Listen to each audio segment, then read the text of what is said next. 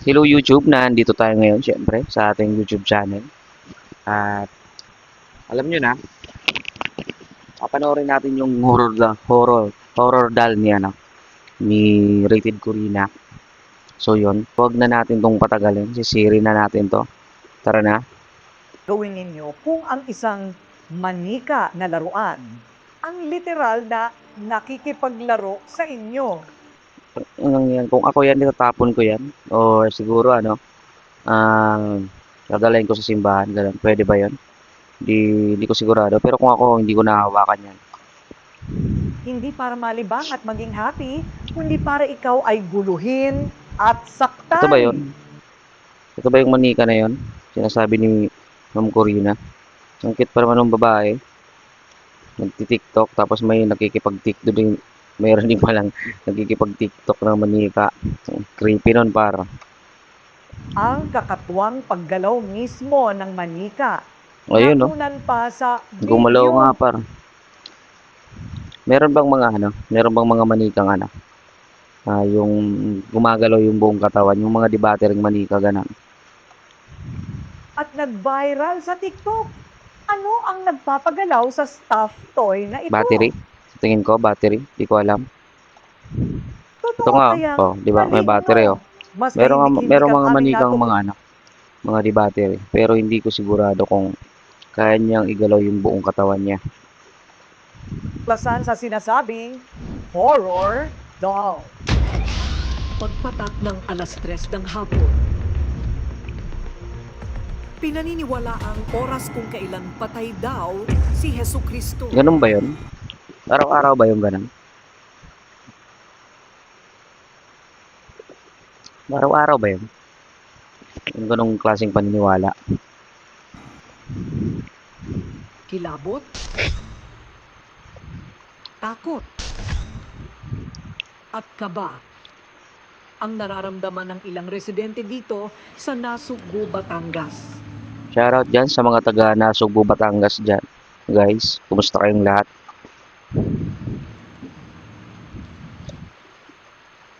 Lalo na sa tuwing sasapit daw ang Sabado de Gloria. Oo no. Pag Sabado de Gloria, ang alam ko, ganun talaga. Tapos sabi pa ng mga matatanda kapag alas 3 ng hapon, 'di ba? Parang maraming parang masasamang elemento yung pwedeng lumabas. Ganun ba 'yan?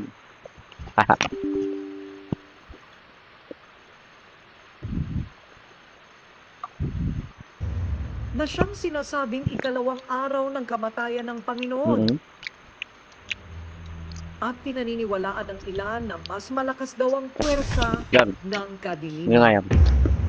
Yung, 'di ba? Sabi ng mga matatanda.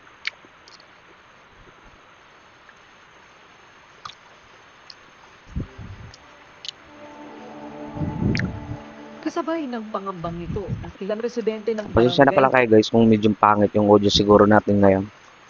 O palagi naman siguro. Maulan kasi dito sa Bicol. 12 ay ang dobling sindak sa dalagitang si Princess, 19 na taong gulang.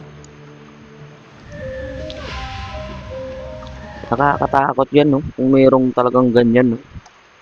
Anong yun?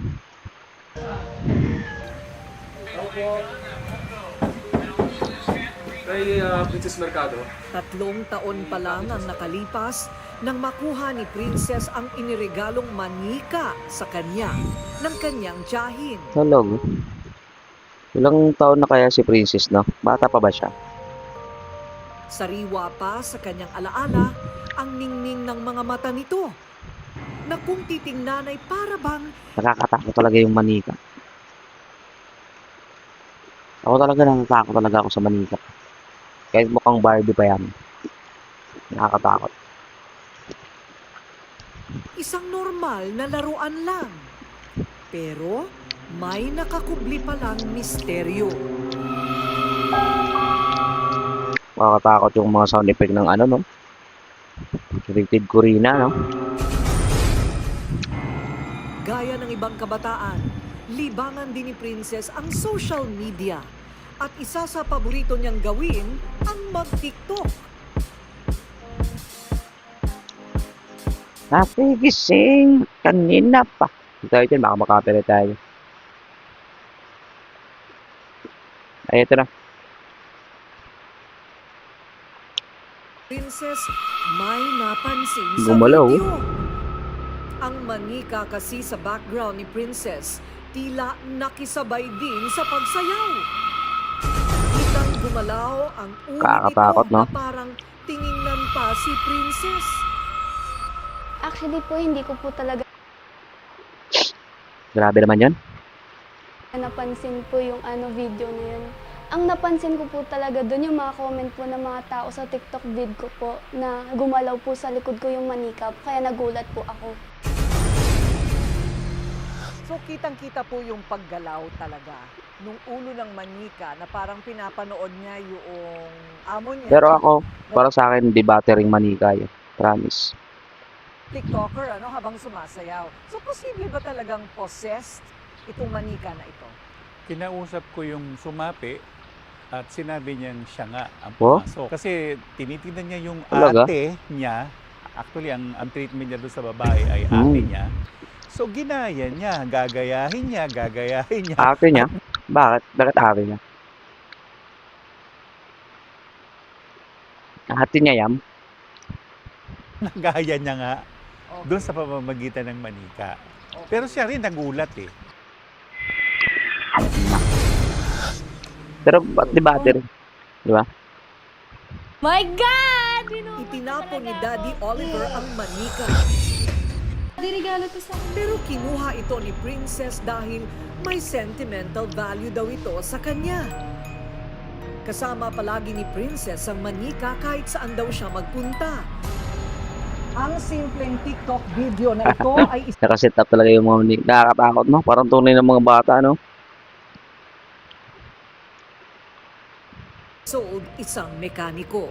Ang mismong saksi sa misteryong bumabalot daw sa Nakita niya rin. Magmamahal na araw po noon. Nagpagawa po ng sasakyan yung father niya sa akin. And then kasama po si Princess at yung... Ang laki na ni Princess. eh. Laki na ni Princess, par. Nakipag-inuman si Dado pagkatapos ng trabaho. At naisipan daw ni Dado na tabasin ang puno sa tabi ng bahay ni Princess. Pagkatapos namin tabasin yung puno, ay medyo mabigat po yung pakiramdam ko. Baka na ano ka na. Ano ba sa inyo yung ano? Sa Tagalog yung... Nanuno ba yun? Sa walang kibo ito ni Dado at dumiretso siya nilang bahay. Na nagpalitan nyo na Talagang manika. daw? Ng kanyang motor, tumambad sa kanyang isang nakakakilabot na Wow! nilalang. May parang inkanto na nagpalitan nyo na manika. Dali-daling Ang haba ng kuko, no? ni Dado ang kanyang motor, pero bigla daw na flat ang kanyang gulong at siya'y natumba. Sa kanyang panaginip, Sa panaginip ko, nakita ko yung inkanto, kasama yung manika, naglalaro. Bakit kaya? Po yung kaba. station na gano'n na mapapagalaw niya ang isang bagay.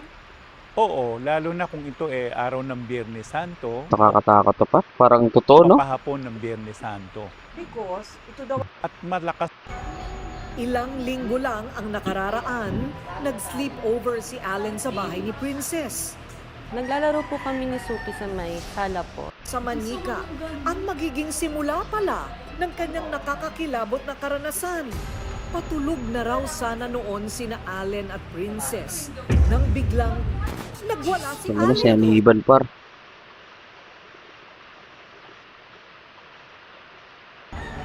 Then after nun, kwento na lang po nila yung mga nangyari. Wala siya malala. Pinapunta ko po agad-agad po dito yung daddy Ang ko. ganda ng forma ni ate, no? TikToker talaga yung formahan niya, par. Pati po siya nagulat po. Dali-daling kumuha ng rosaryo si Princess. Siyang manakit at Mm. mangalmot. Nung mga oras na iyon, ng masasamang elemento. Talaga pong nagulat. Grabe yan, nakakatakot yan. Nananakit sila. so itong nakausap ninyo na ko puti at inkanto divino. Ang pinaka-protection lang natin, wag natin silang i-provoke. Dinala rin namin sina Saya at Meron tong pali, wala ba silang katulad nung si Na Jessica raw Soul? dapat ikatakot sa Jesus ay makasakit pagkanan man na katak pa ang ating pananampalataya. So, yun guys, no? Parang totoo siya, no? Nakakatakot naman yun. Ayoko maranasan yun pa. Grabe.